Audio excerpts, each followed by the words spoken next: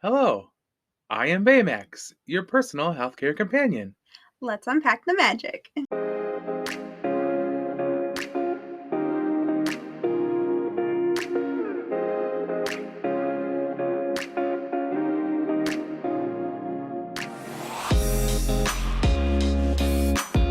Hello, everyone. Yes, hello, everybody. Welcome to another episode of the Team Uniform Podcast. I'm Sammy. And I'm Tyler. And today we are going to be doing our first Dig a Little Deeper episode of the new season. Mm-hmm. And we are going to be talking about a movie that really, I feel, is really underrated in the Disney community, Big Hero 6. Yes. And we've loved this movie since the beginning. I think a little bit of it has to do with it's kind of like a Marvel property, so it's kind of like a superhero. It's a Marvel property. Yeah. It's superhero, flick, but it hits all the nails, all the tasks for me in this type of movie. Yeah, and it's just so different. Like, I think if somebody that doesn't really know this movie, you tell them it's a Disney property, and I think they would be kind of surprised, to be honest. So there's lots to talk about this movie, but like we start off all of our episodes, now we do. How are you? How was your week?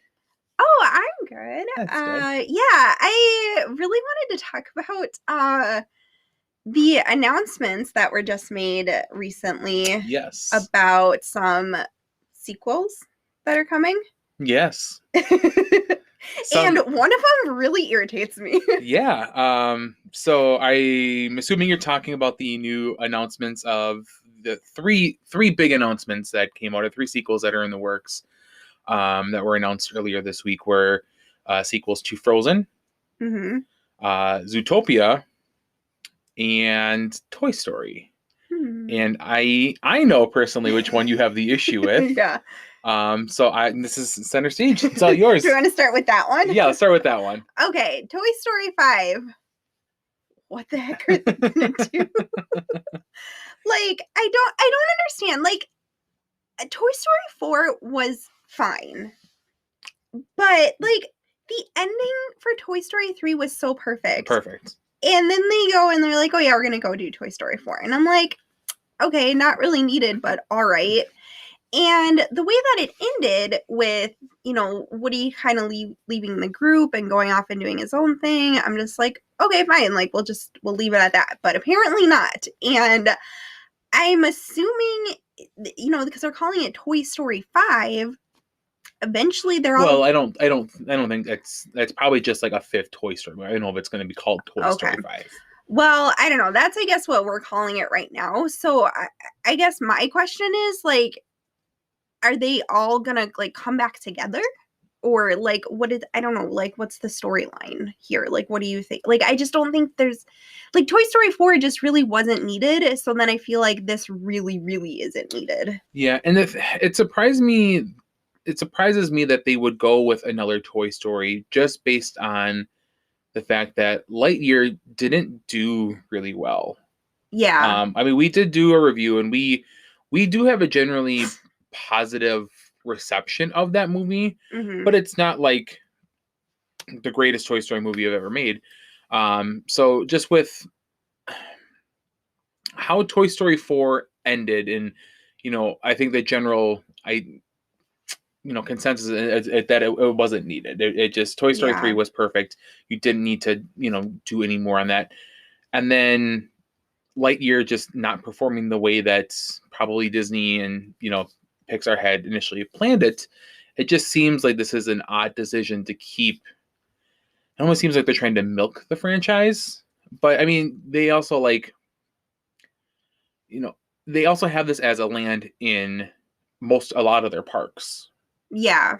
So it would make sense that they would want to try keeping that IP or that property relevant so that they can keep those part of the parks relevant. Yeah, I guess I understand that, but like, Toy Story is such a classic that even if they stopped, like, it would still be okay, like, to continue, like, yeah, it is an odd choice. I agree with you. I don't think that it's necessary. We don't really know much about it. Yeah, I don't know. Like, I mean, they just said, like, the Toy Story, like, I don't even know if they called it Toy Story 5 in the announcement. I guess that's just what we as fans have been calling it, Toy Story 5. But even, like, with Toy Story 4, like, it was such a Woody-centric movie. Like, they still called it Toy Story 4. Right. Even though I feel like most of, like, the toys weren't even a big part of it, or they weren't in the movie a lot. It was so focused on Woody and Forky. Yeah, and so, like, that's another thing. Like, I noticed, like, after this was announced, because this has obviously probably been in the works for a while with all these actors, because I saw Tim Allen had posted that he was ready to come back for it. I didn't see anything about Tom Hanks making a statement or a post or anything on social media on it. To be honest, I don't know how prevalent he is on social media. Yeah.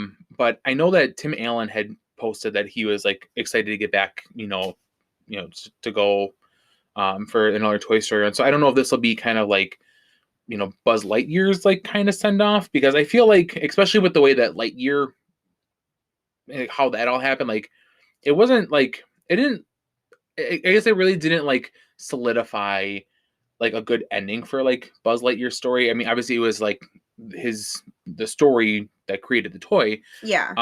But I don't know, it's not like it left a bad taste in my mouth, but it definitely left me wanting a movie about toy Buzz and not, like, the human. that that inspired the toy Buzz. Yeah.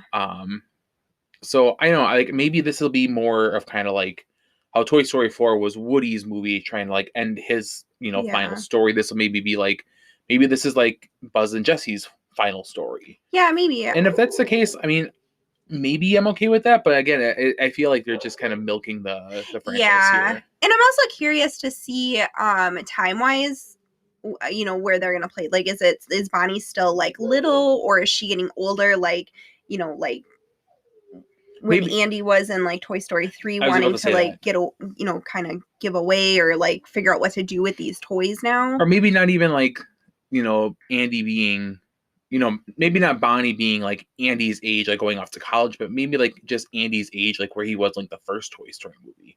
Or maybe, like, Bonnie's gone to this point where, like, she's past Buzz Lightyear, she's past Jessie. Yeah. Like, they're old toys. Like, they're not, like, the brand new toys that, like, everyone's trying to crave over. And I think that's kind of something that's been missing since, like, the second Toy Story, or even the first one, where, like, what is that, like, that year's hot toy? Yeah. And, like, I mean, is Bonnie just going to be, like, going over, like, a bunch of, like, what are those sphere things that I got? Oh, the mini brands? Yeah, the mini brands. Like, what is, like, the mini brands toy of the Toy Story universe? Probably Bluey. Oh my God, that integration in there, have Bluey just show up. Yeah, like, I don't know. So, like, maybe they go with something like that. I don't know. But yeah, it's out of the 3 that were announced, that was the real weird one. I was kind of like, that doesn't make sense. Of all the ones that, like, I mean, of all the movies that don't even have a sequel, and then you're going to give this 5th movie. Well, I mean, in some ways, like, a 6, if you want to count Lightyear. Like, I mean, I don't know. It wouldn't be my choice. I guess we'll see what happens with it, but it just... Yeah, I mean, and that's...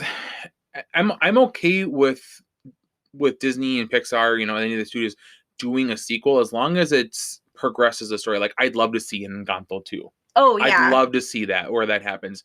Or I'm excited to see Inside Out 2, because we're getting new emotions and, kind of see how Riley grows up. So, like, I think that'll be a really good choice for a sequel. Yeah. Even, like, something like Wreck-It Ralph, like, that was good to see a sequel, even though, like, I personally didn't like the sequel as much as the original one. Like, it was nice to have that, like, progression, or, like, that continuation of a story that we liked. But I think after seeing what happened with Toy Story 4 and Lightyear, I think a lot of, like, especially millennials that grew up on Toy Story, were just like, stop. We're good with what we have. Like, we don't need that extra bit. But yeah, I am excited for Frozen 3 though. Oh my gosh, I'm excited, but I'm really nervous, because if Frozen, like, I loved Frozen when it came out, and then Frozen 2 came out, And I didn't think that I could love a sequel like as much as I do Frozen 2 because I just think it's so much better than the first one. Mm-hmm. So it makes me excited because I feel like they can probably like elevate it, but then at the same time, if they don't, like, is it going to be bad? I don't know. And I think with Jennifer Lee and like the team there, like, yeah, I don't think that's going to happen. I think Yeah. that we're going to get a really good, and they kind of open it up and leave it to interpretation that there could be more to the story. Once Anna and Elsa are kind of living in separate areas, and they're kind of queens on their own realm. Like there's got to be something that brings them back together for like one final thing. So like I do like where this is going.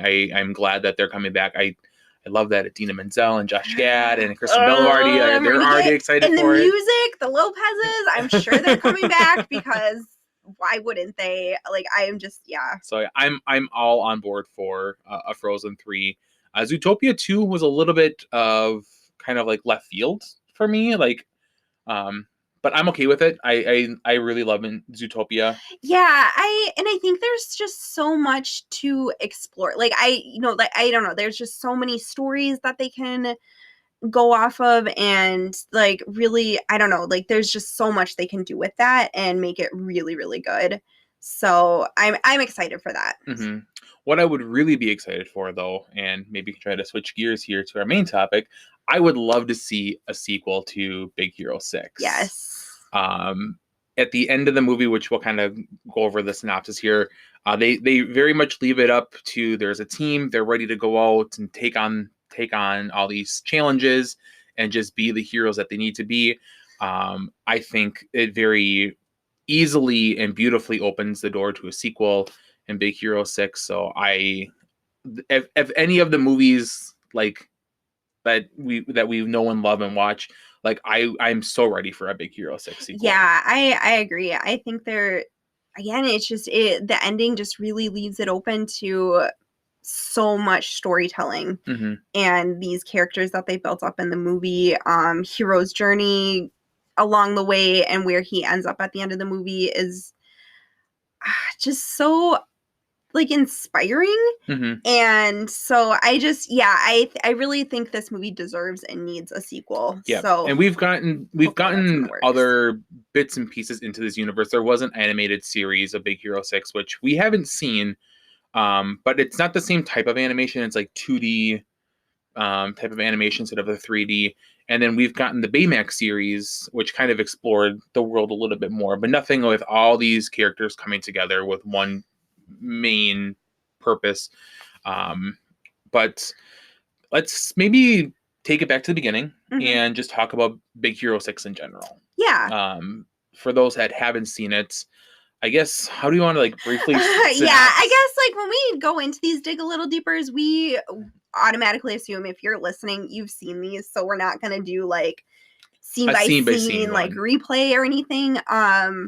But yeah, so I guess like a synopsis would be the main character Hero. He's like super smart. Yeah, he's super smart. I think he's like, is he 16, 14? I think he's only like 13 or 14. 13 or 14. He's already graduated high school. Yeah.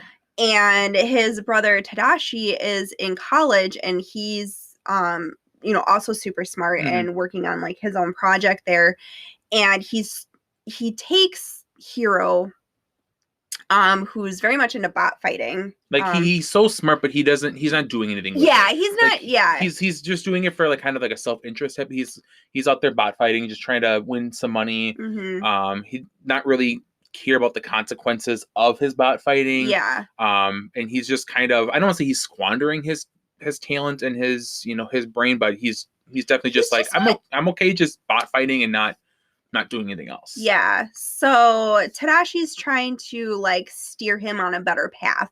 So he brings Hero to his lab, meets his friends, and Hero kind of realizes that science is kind of fun and cool. And it really changes his life. Yeah, it really does. And he decides that he also wants to go to the school. And the only way to get into the school is to basically get like accepted via a competition. There's like a big science STEM competition. You have to submit a project, and basically whoever wins that project, kind of is guaranteed admittance into the school. And he creates something similar to the bots that he is using, but he makes it in a much more useful and beneficial.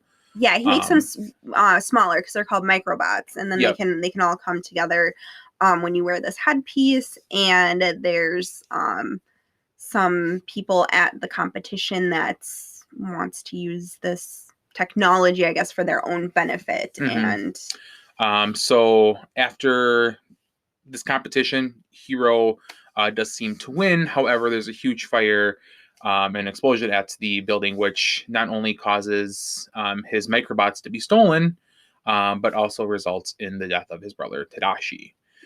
So the rest of the story kind of follows Hero's journey, trying to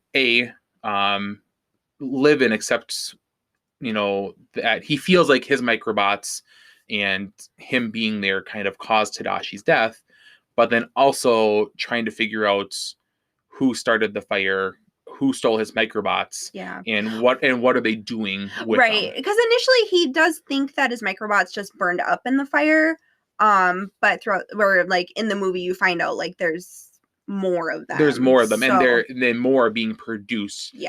Because his microbots have been stolen. And so that's where he goes on this journey, and he eventually teams up with a lot of Tadashi's friends from the university and kind of creates this ragtag team of heroes, and they go after the guy in the kabuki mask.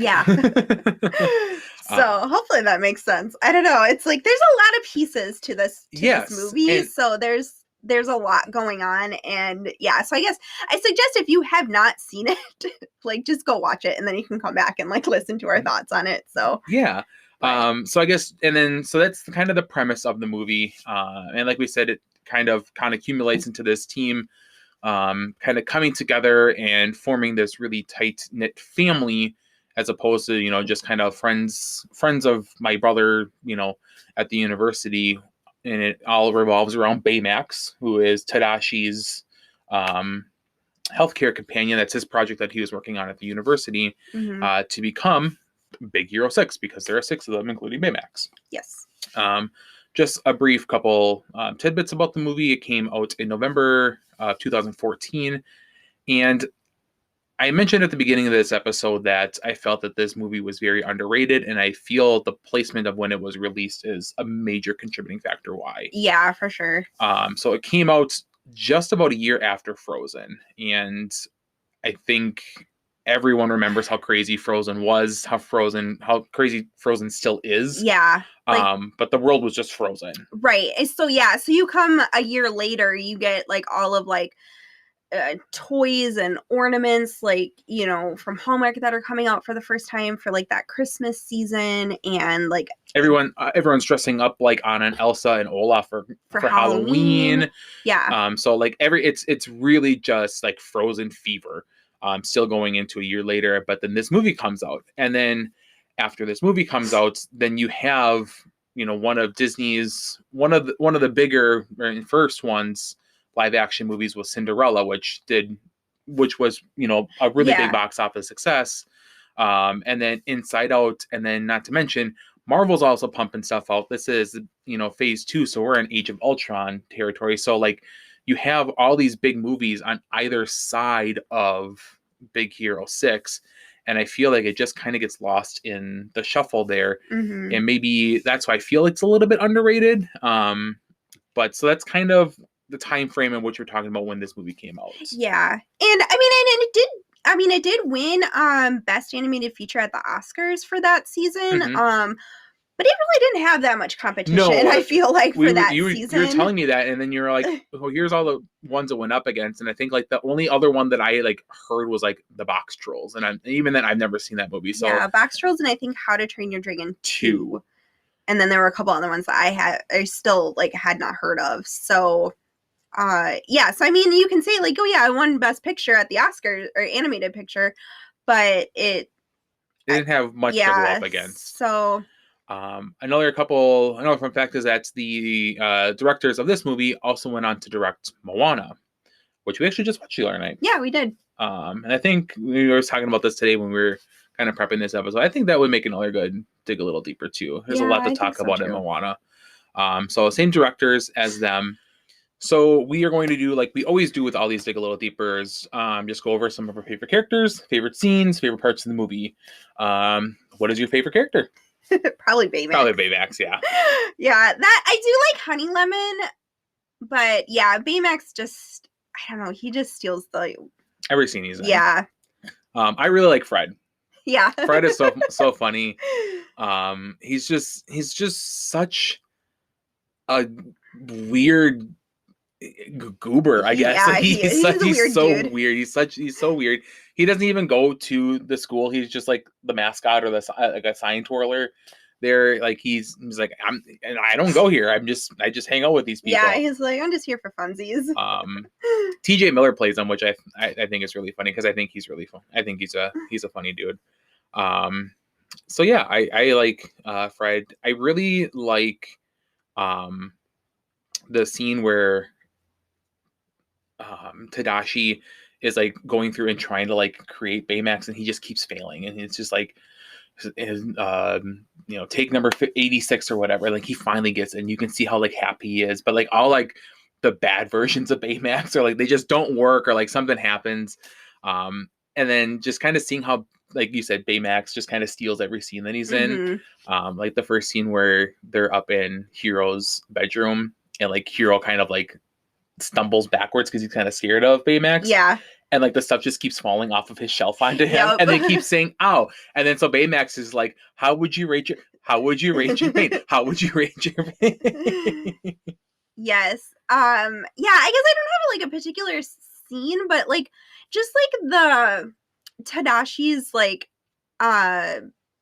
process of depression and grief throughout the movie.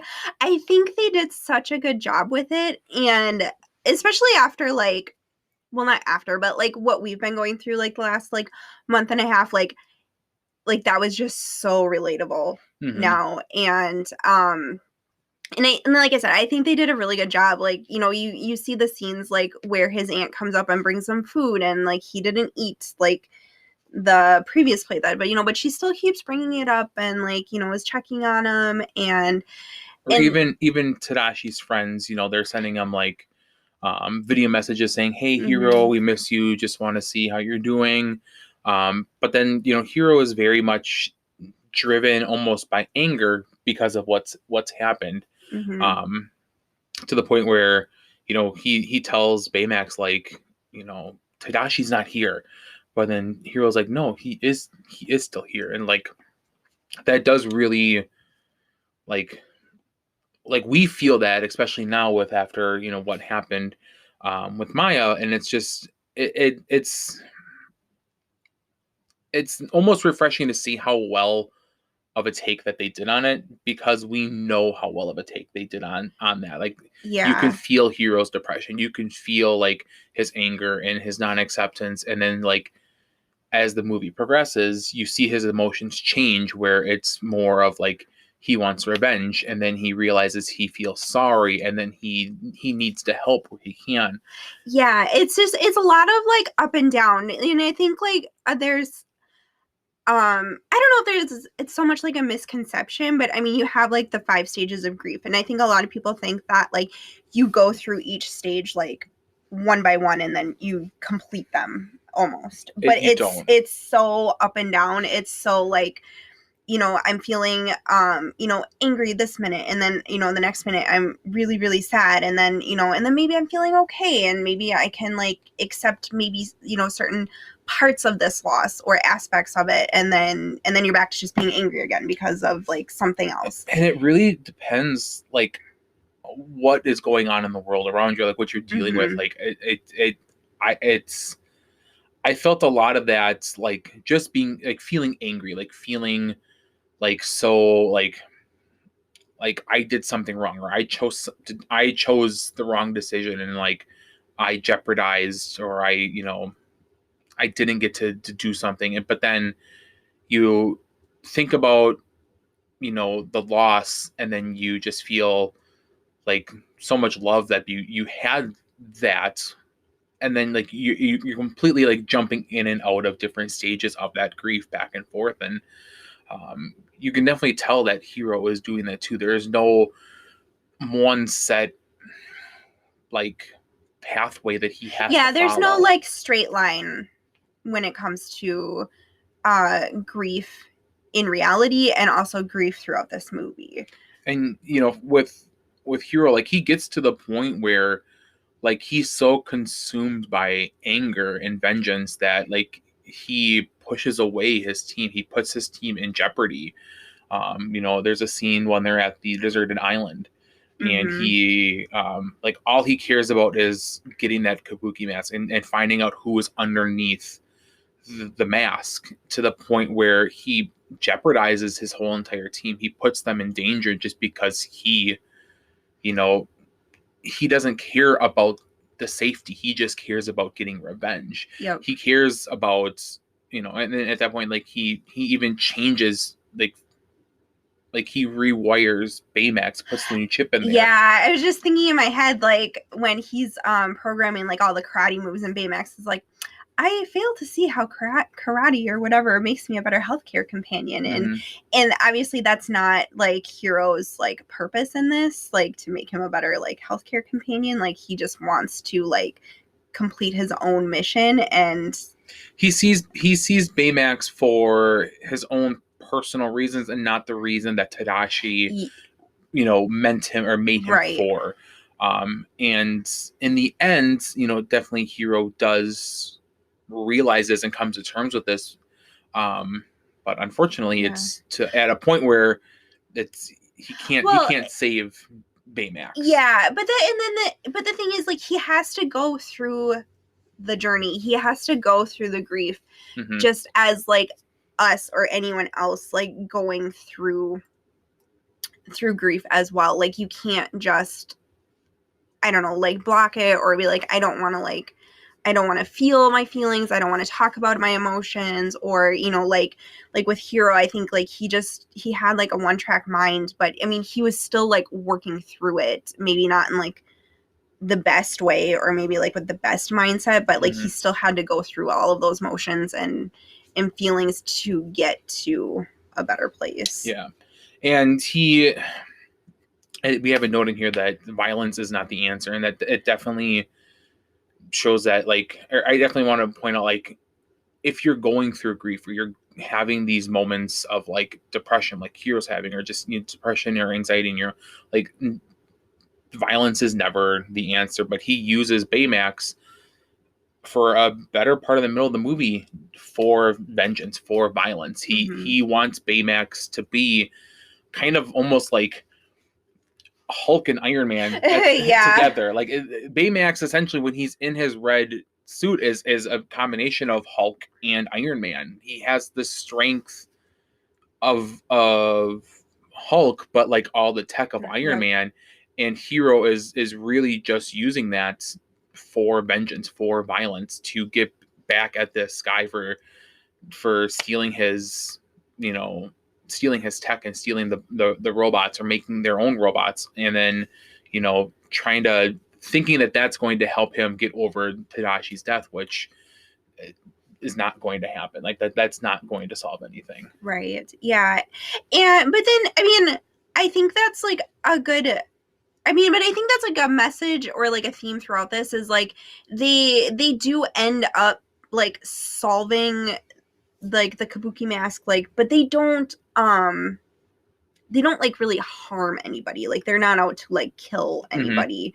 So I think that and in the end of the movie, they wind up saving you know, the daughter from the, I'm gonna call it the quantum realm. I don't really know what I know. I think of that. So we were watching it when we first thought about doing this, and I'm like, it's the quantum realm. It looks just like the quantum realm from the Ant-Man movies, or even from Doctor Strange. So it's kind of an emotional ride that Hiro takes, and in the end, you know, and it's so sad because you're thinking at the end of this movie, like, you're losing Baymax, and like he's gone, like there'll never be a Baymax, and then kind of Hiro really has this grief process, or it's almost seeming like he's starting this grief process again. Yeah. But then he finds that Baymax hid the chip hid his his programming chip in his gauntlet. Yeah, I would think that's a gauntlet. Yeah. When he pushed his from when he pushed Hero back into or outside the portal from the realm. So that was really cool to see at the end. Baymax is still, even though he he finally completed his mission. Mm-hmm. And like it was so hard for Hero to say like I am satisfied with my care, because he obviously wasn't. Yeah. But then like even then Baymax was still completing his mission. He was helping Hero by giving him the tools, giving him the chip, so he could build Baymax back up again and have Baymax back. So that was really it's such a heartwarming part of at the end of the movie there. And that's like the thing with like Disney in general. Like I always think like they're not gonna get me. Like, but every single time they always get me. They get you. Like I always find myself like starting to tear up a little bit, or like just feeling like my heartstrings are being pulled, like just right to the brink there. And but this movie with Baymax and Hero, like their relationship together, it was so cute. It was so fun to watch, and like I just adore this movie so much. Yeah, I do too. And that goes into like another like I guess like theme with this movie is there's no like typical like love interest really for anybody, because they didn't even do it for like the aunt. Aunt Cass. Yeah, Aunt Cass. So there's just like this like kind of family love, but as far as like a romantic like love interest relationship for anybody, like that really isn't. This is really weird, and I just like I'm literally just thinking about this now for the first time while we're recording, which is rare. Is like Hero the Spider-Man of like Disney movies, or of this universe? Yeah, because like you have Uncle Ben, but then like he's got Aunt Cass. Yeah. Like instead of like typically it's Uncle Ben that dies, like Tadashi dies. Yeah. And then he has to become this hero. Like it's kind of like Spider-Man's journey. Kinda. And that like I never even thought about that till now, until you mentioned Aunt Cass. Yeah. Oh, that's interesting. Yeah, there's a lot of similarities. Yeah. I like that. Yeah, I do too. I'm gonna go with that. Okay.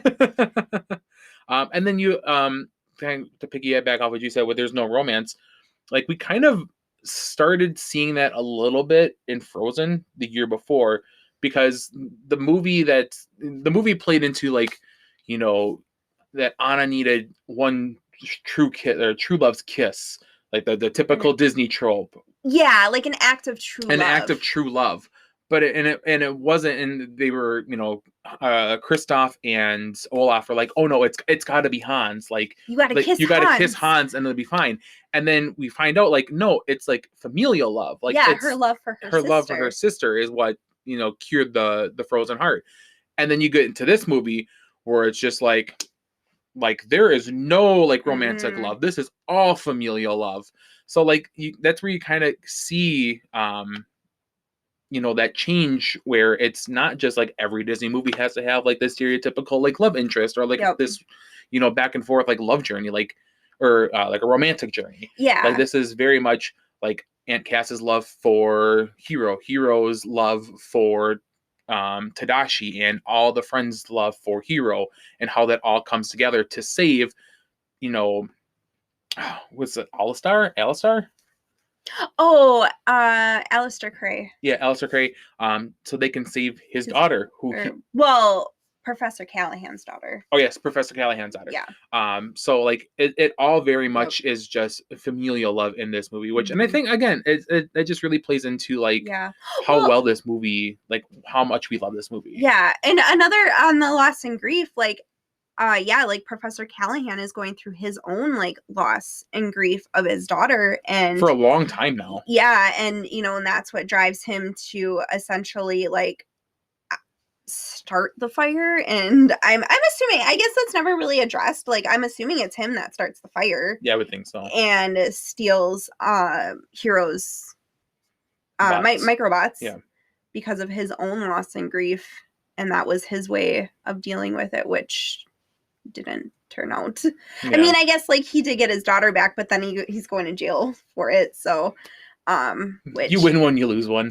Which just goes to show another, like, violence is not the answer. Right. Like, had he like maybe talked to Hero about his tech and was like, hey, maybe we can team up and try to, you know, save my daughter, like, but he just goes solo, and vengeance really like consumes him. So, and it's weird, like every time we hear, like we're talking about this, like grief or vengeance is like, I immediately think of like Black Panther. Yep. Like we're talking right now, and I'm just vengeance like, it's so hard for me not to say vengeance has consumed you.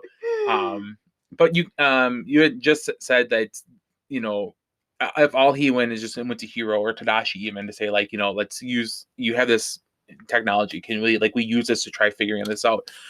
This whole movie really revolves around science and STEM. Yeah, which I think is really cool. Like, you just don't really see that a whole lot, I think, in movies or like Disney movies in general, especially Disney or animated movies. Yeah, but it just really goes to show like how cool science is. Like, I mean, Hero is just literally blown away when he's going through the lab and just seeing like what each of Tadashi's friends is working on, and and how they're able to use their own abilities and, you know, what they're good at, and then that just kind of becomes their whole like persona. Yeah. Almost, yeah. Yep. Yeah, and like that in itself is like another main theme throughout the movie, is just like finding out what you're really good at and owning it, and like just coming to terms and like growing into your abilities. Like Hero's super smart, and he like grows into this character that, you know, can formulate this team. Honey Lemon, like she is, you know, making atomic. Oh yeah, she's like a chemistry atomic like, bubbles whiz, yeah. as she goes. Fred realizes like, oh, like he's really good at the sign flipping thing, like that he can use it as a weapon to kill all these microbots. And Wasabi is just mind-blowingly cool. I love Wasabi's character. So like all these characters like really honing like what they're good at, or using like what they've been doing in the research lab into their character. And I think that's so cool. Yeah. So all of these characters are they're just so awesome. And when we were watching it, like you had some really cool thoughts. I had some really awesome. I thought they were pretty awesome thoughts. Yeah. Of characters in this movie that reminded me of other characters. Yeah. And immediately, Honey Lemon's character just reminds me of Rapunzel, and not because of like anything like tonally wise. I guess it's just like, or like, I shouldn't say of her character wise, but just like her optimism and like just the way she looks with the long, like really long blonde hair. Just her like outlook in life, just how she talks, like it reminds me a lot of Rapunzel. And it's something I caught on like immediately watching the movie. I don't know if you noticed this or not, but like I feel like Callahan looks like Bob Iger. Yes. If Iger put on like maybe like 30 pounds, or maybe like a lot of like weight in his face or whatever. But like, no, I agree. I think it's similar. It's similar. And then this is a stretch, and this is for the New Girl fans out there. But I feel like Wasabi is Winston, and Fred is Nick. Yeah. From New Girl. Yeah. Like just their banter with one another, just how like laid back, and I don't want to say like Nick and Fred are dumb, but they're just kind of like, what's a good word? Blissfully oblivious. Oh yeah, that's a good way to put it.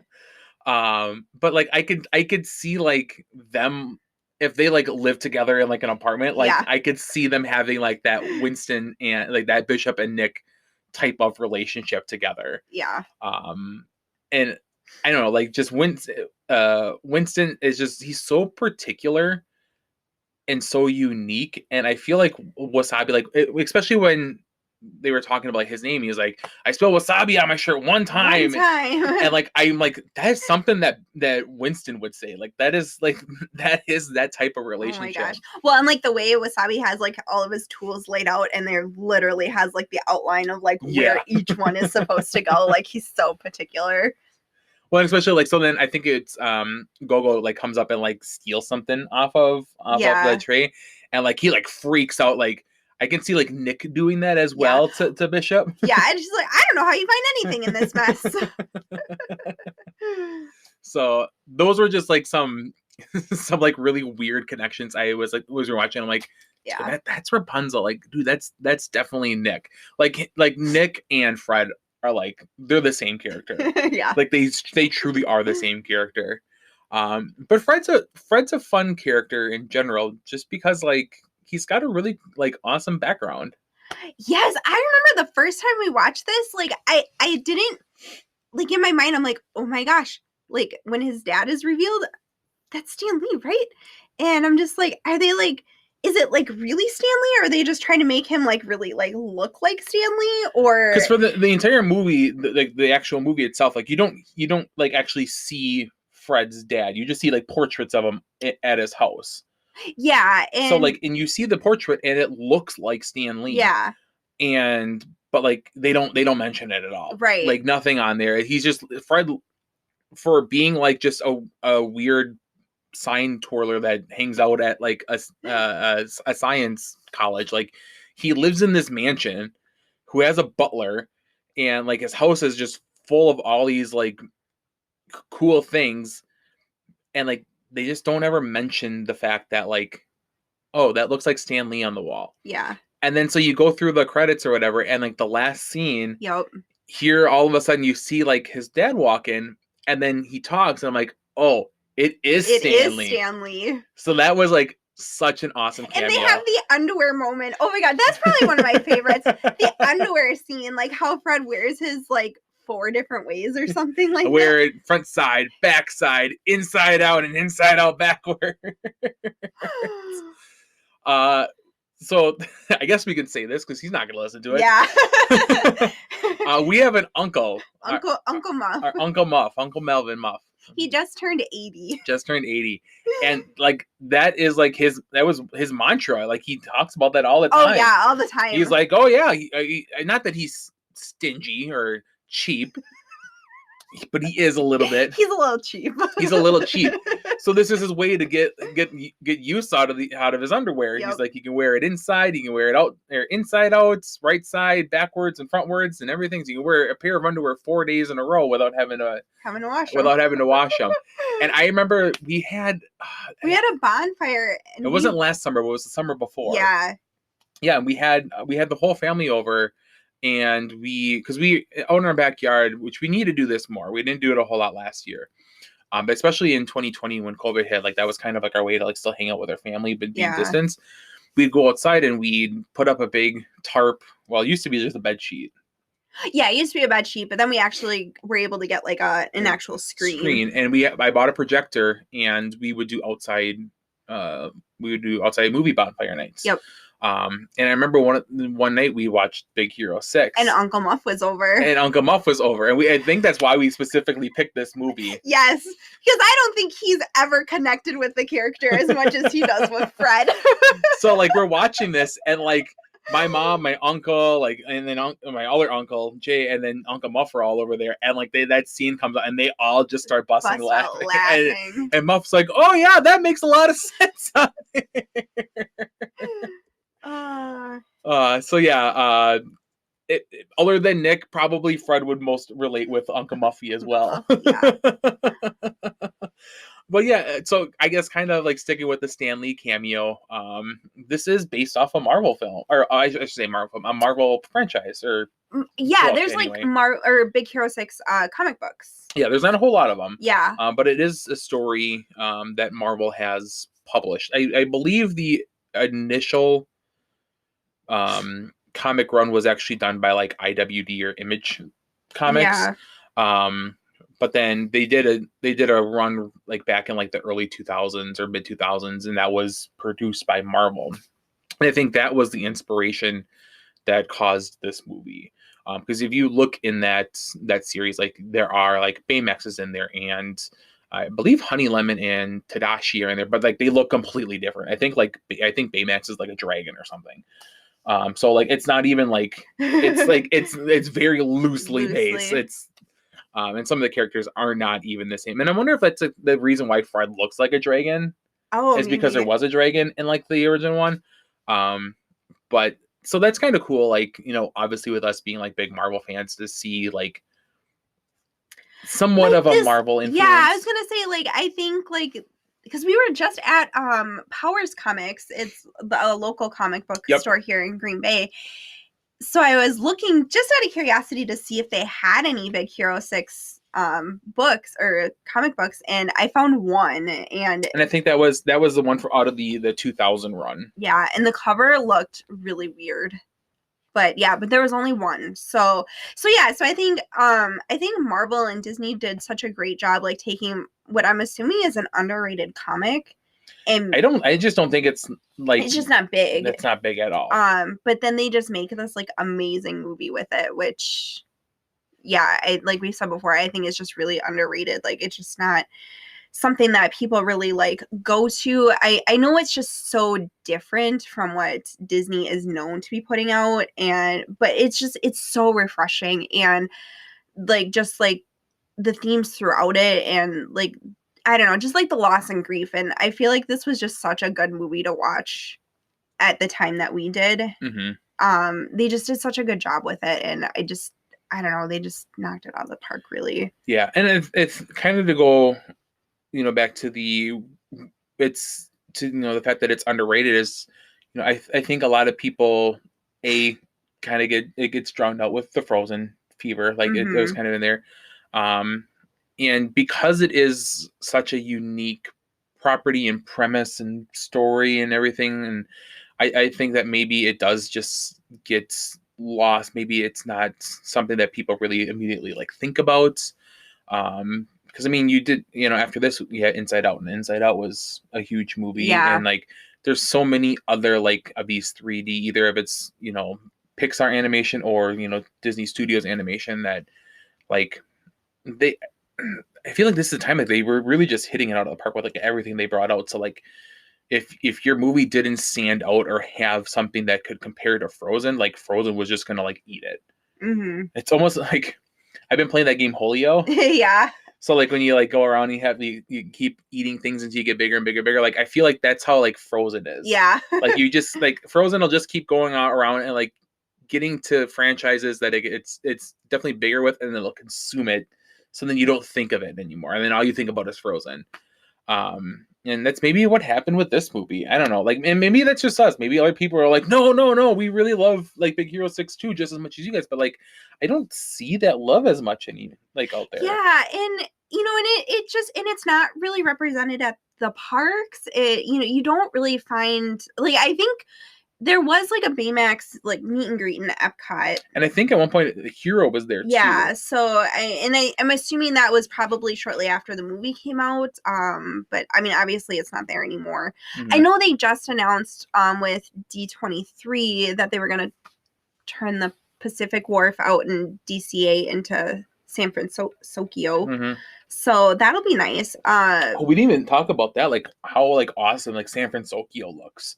Yeah. Because like it's obviously like a mix of Tokyo and San Francisco. Yeah. But it's just so rich and vibrant, and like have all these like really cool like mechanical balloons that are almost like blimps or whatever, but they look like koi fish almost. Yeah. And like all the neon and just the way that the streets look in Cass's Cafe, like everything is just so like unique and like really thought out. Like this city is really, really well fleshed out.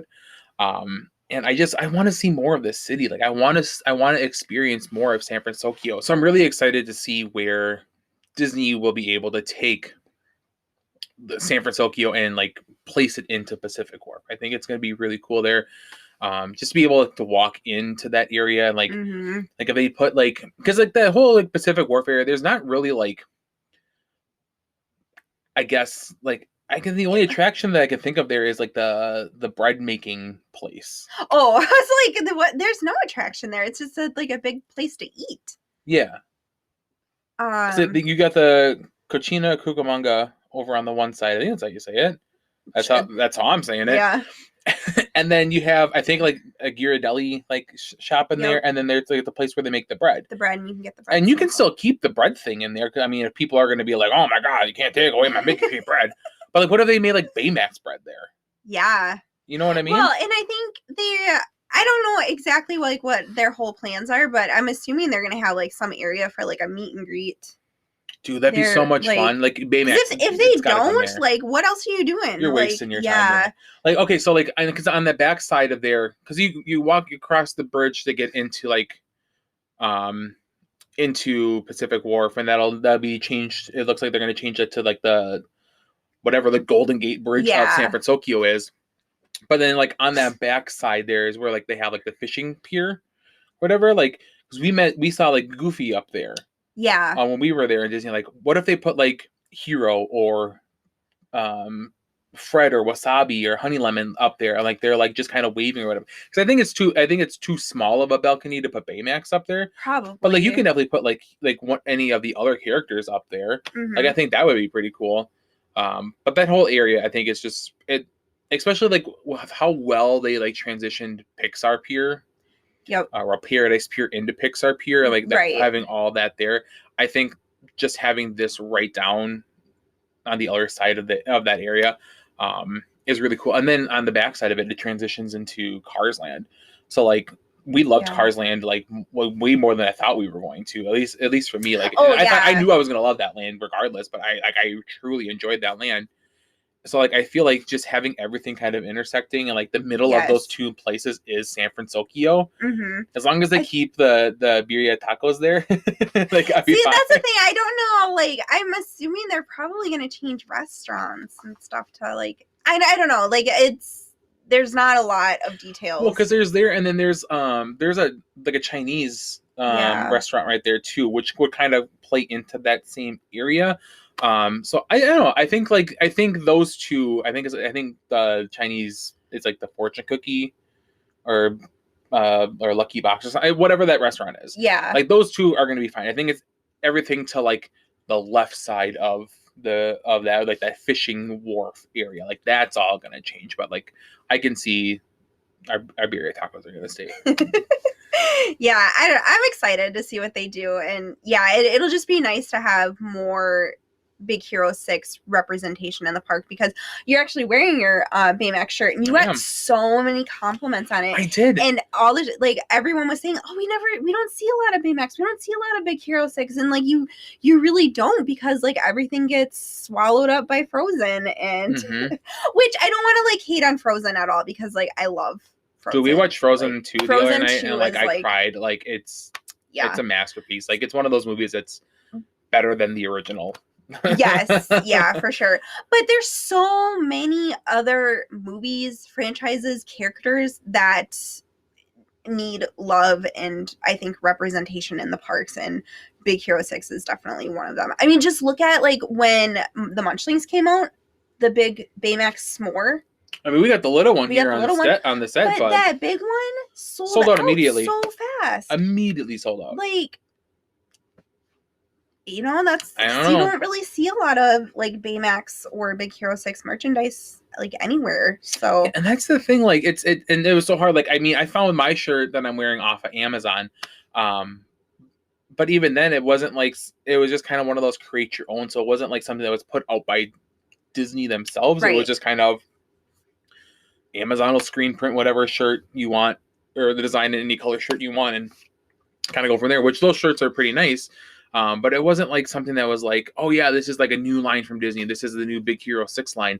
And that's kind of upsetting, because like this is such a good movie, and like obviously they've done the work to like do more, because they've had that, like I said, that animated series, like the 2D animated series. They had the Baymax series. Yeah, the Baymax series. Like that got a lot of talk for a certain episode, because they talk about periods. And gross. And but I think this was such a good franchise to have that, like, you know, and I know in Turning Red, like that was like a whole thing, like talking about periods and stuff, and I can't think of a movie that we grew up on that even said that would even mention like a period or anything like that. So I think, especially like with Baymax himself, and like he is a personal healthcare companion. His role and his job and his programming is strictly for healthcare. So of course, like menstruation and periods like that is healthcare. So like it made sense for like that to be included, but then like certain people, not everybody, but certain people were like, you can't do this, you're indoctrinating your hands. I'm like, little girls are gonna have periods no matter what, whether or not Baymax tells them about tampons or not. Yep. Like it's gonna happen. Right. Which is that's really weird that I'm saying this. I never thought I'd say something like that in an episode. But yeah, I mean, if you feel like Baymax is indoctrinating your children by telling them about pads and tampons, I mean, you've got bigger problems on your plate, buddy. Like that's on you. That's not on Baymax or Disney. But I mean, what other, like, Baymax was such a perfect character for that to do that, and like they did it in such a good way. Like, you know, it wasn't like they were like trying to like casually mention it, or I don't like, it was just like a full episode about like dealing with that, and I don't know, it's so good. And there's a lot in that Baymax series to be applauded for. I think because I think one of the other episodes is there's a same-sex couple, or like a same-sex kind of like crush. Yep. Almost on there, or just kind of dealing with disabilities in that series. So we would highly recommend anyone watching that one too. That's a really good one, and especially like you said, like it's a good way to like have not like a Disney spin, but like teaching a younger audience with like their feelings, or with like their if they have disabilities, or dealing with menstruation. Like this is Disney's way of kind of like introducing it so like kids would feel comfortable about it. And it's by no means is it like, you know, casting any negative light on them, or like you know, downplaying any of these things, but it's just, I think it's a good way to get a different perspective, or at least an introduction to something new. And I think it's such a good conversation starter. Like, especially if you do have kids, like they can just be like, oh, well, I was watching this and I just had a question on it, and they can reference that, and you know, like you can, and like whoever they're talking to can be like, well, like what do you mean, or like what do you, you know, can you be more specific, and be, well, this scene, or like this word that they used, like it just opens up that door for conversation with like parents and kids, or you know, even like maybe like other kids, you know, like with like their friends, and just, you know, because I really believe like the more you talk about something, whether good or bad, like the more like easier it's gonna be able to like to have like those harder conversations with people. Like it just, and you know, and maybe in the future it won't be as hard, or be like, okay, like remember when we talked about this, well, I had like a different idea, or like another question, or something like that. So I really like that Disney is like bringing like all these different things in, and allowing that door for conversation to be open. Yeah. And I think like, especially like the way that Disney is now, like some people might say like Disney's woke. Disney's so woke. Oh, Disney's so woke. But like, just, you know, especially with Baymax talking about, you know, them, you know, menstruating, or like even like in Big Era in Turning Red, where they've talked about that, like your body's changing. Like you can't tell me like these boomers in like the 50s and 60s weren't going to, you know, middle school or elementary school and seeing like animated versions of like the reproductive system in their sex education or health class. Like that's been a staple. Like you can't tell me that people haven't been in like a sex ed, or you know, a class like that, and they haven't talked about the reproductive system. And you don't see, like I remember like watching like animated like short films from like the 80s and 90s, like saying like, this is what happens to your body when you go through puberty. Like this is just a new age way of doing it, and I feel it's just a more like easier way to start the conversation. And I totally agree. I just think that like the boomers, like the boomers, like I think that they think there's like a certain time and place for things. Like there's like, and I think that mentality also applies to like the movies and shows. Like, you don't talk about that stuff because like you go to the movies to have fun and, not, sneak in that like woke media, whatever thing that they're trying to say or whatever. So I feel like they just don't think that this is like an appropriate place or way to. I know if I've learned one thing over the past couple of years, especially when it comes to Disney, the only thing you don't talk about in Disney is Bruno. Yeah.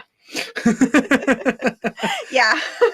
We don't talk about Bruno. We don't talk about Bruno. Everything else is fair game. Everything else is fair game. Yeah.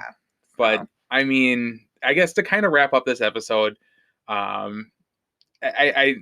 think that we've said it, enough to like we love this movie. Like we absolutely love this movie. It is one of my favorite movies.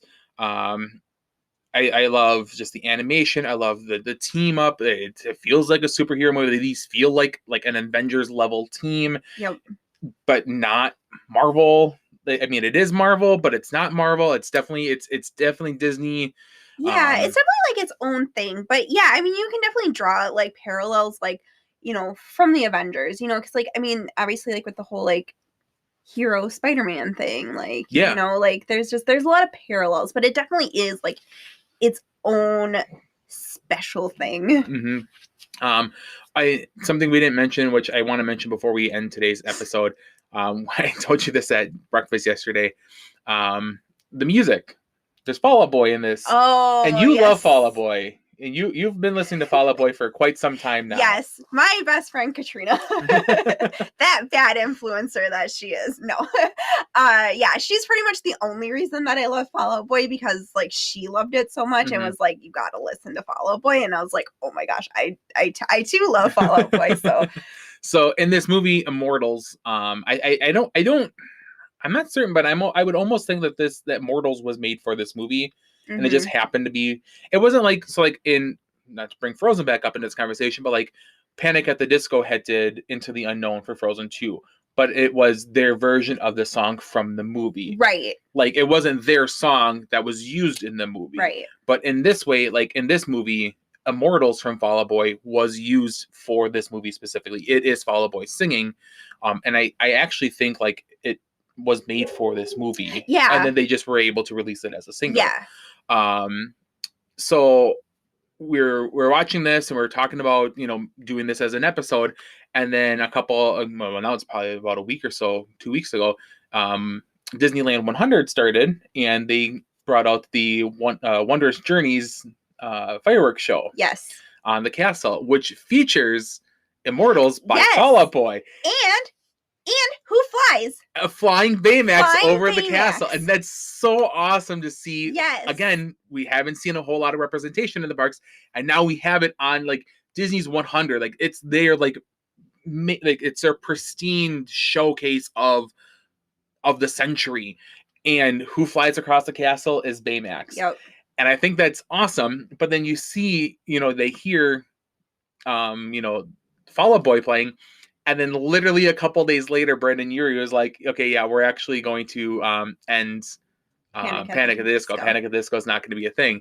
So then I find it just funny that like, I feel like growing up, it was always like Panic at the Disco versus Fall Out Boy. Yeah. Like, I don't know if they had that mentality, but like, I just feel like between like a lot of fans, it was always like, oh, well, which one's better? Yeah. It's kind of like the Backstreet Boys versus NSYNC of like the emo band.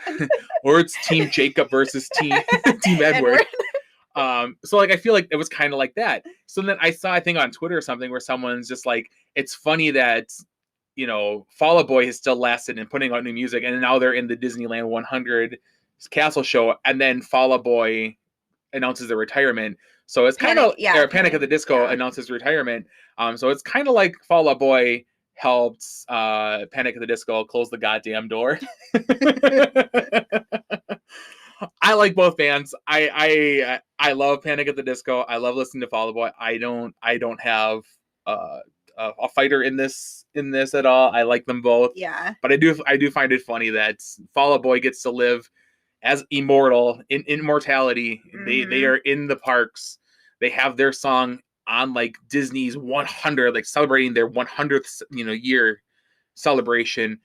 And then Panic at the Disco is like, we're disbanding. And I didn't really think it was Panic. I think it was just Bryn and Yuri like, we're not, I'm not doing this anymore. And then his band members were like, I guess we're not doing this anymore. But yeah, we highly recommend you watching Panic at the Disco. Recommend you watching that. Unplay. No, we highly recommend you watching Big Hero 6. Yeah. We love this movie so much. We love Baymax. We love all the characters. Can't say enough about the movie. I guess we've done this with other episodes and reviews. Here to give it a unicorn rating. A unicorn horn. It's been a while since we've done that. The little unicorn horn ratings. What did I give it when we watched it? I think I gave it a 9. Okay, because I'm like, did I give it a 10? It was either a 9 or 9.5 I gave it. And now, like, thinking about it, like, I'm going to give it a 9.5. Like, it is... Yeah. It is good. I can't really think of, like, a whole lot that I would want to change with it. I think it's very well paced. I think the story is amazing. I think the characters are really fleshed out. I like all the little hits or, secrets in the movie. I can't think of anything bad with this movie. Yeah. I want to say I gave it a 10, so I'm going to give it a 10. Okay. Like, I think it's just, like, the perfect movie. And like I said, I think the timing with which we watched it, like, shortly after losing Maya, and it was a really, really good movie to watch at that time. Mm-hmm. It's a good movie to watch at any time. But I think just going through such a big and personal loss, and, like, I think relates so much more to Hero. Yeah. So I think, like, forever, like, that, like, this movie will, like, be tied to that. Oh gosh, I don't want to start crying. So yeah, so I think for that reason, like, this movie, like, just, like I've said it before, like, just how it displays the loss and the grief, like, through Hero, it's just... It really resonates. It really does. So yeah, like, and just everything else is just done so perfectly with this movie. I'm gonna say it's definitely one of Disney's better movies. Unfortunately, like, a more underrated movie. Mm-hmm. But in my eyes, like, it's just, like, it's a perfect movie. So I'm gonna give it a 10. I'll probably it's on my phone, which is recording right now, so I can't recall what it was high. It was either a 9 or a 10 in that ballpark. Yeah.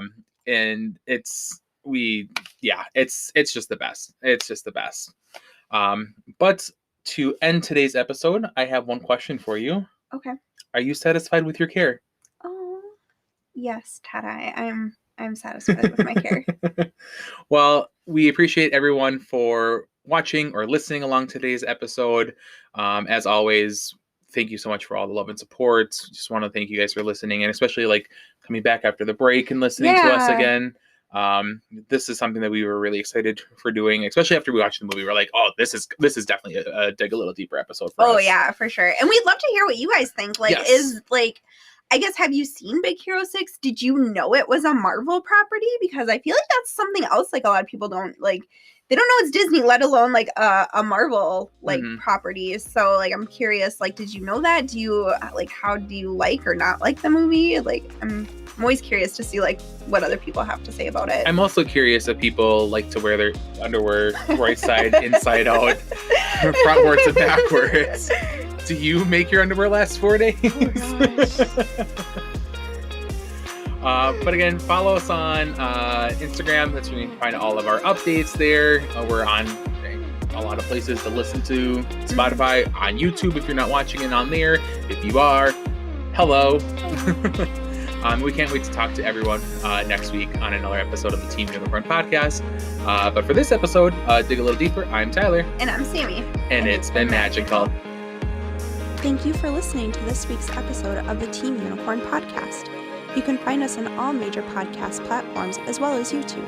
Make sure to subscribe, like, and review wherever you are listening, and follow us on Instagram to keep up with all things Team Unicorn. And remember, stay magical. La la la la la.